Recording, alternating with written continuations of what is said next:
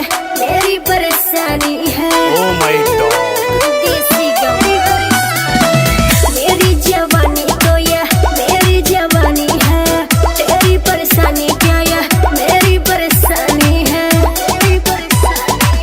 प्यार की मैं प्यासी हूँ तो प्यार क्या छिपानी है। प्यार की मैं प्यासी हूँ तो प्यार क्या छिपानी है। पाउडर लिपस्टिक लगाना तेरी ब्यूटी है। हाँ। हम लड़कों को टेस्ट करना ड्यूटी है। हम लड़कों को टेस्ट करना ड्यूटी है। अरे जी अभ्यास।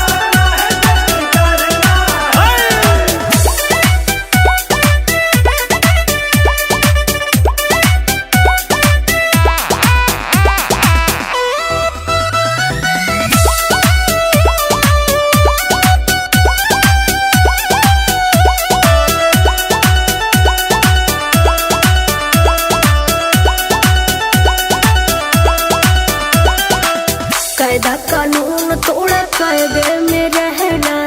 टपके न लहर ज्यादा मेरे लहर बहने। जस्ट चिल यार। ज्यादा इंग्लिश बोल दे। दिल के तुम्हारी करवार उतवार शर्मो शर्म क्या सहना। मैं ना कटार तिरछे के बार मस्ती के चाल क्या कहना। के चाल क्या कहना। के चाल क्या कहना। मानते न बात बस करते मन मारी है। मानते न बात बस करते मन मारी है। अरे तो हई भोजपुरी में सुनो। पाउडर लिपस्टिक लगावल तो हर ब्यूटी हो। हम लड़कन को टेस्ट करल ड्यूटी हो। लड़कन को टेस्ट करल ड्यूटी हो।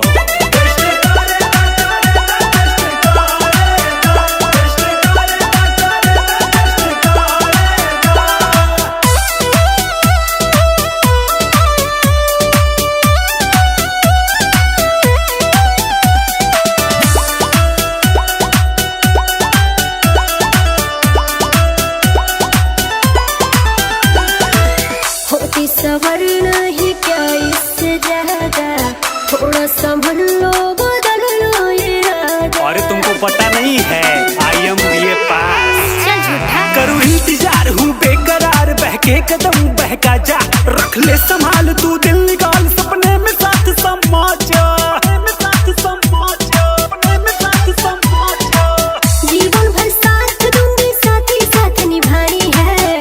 जीवन भर साथ दूंगी साथी साथ निभानी है। अच्छी बात है। पाउडर लिपस्टिक लगाना तेरी ब्यूटी है।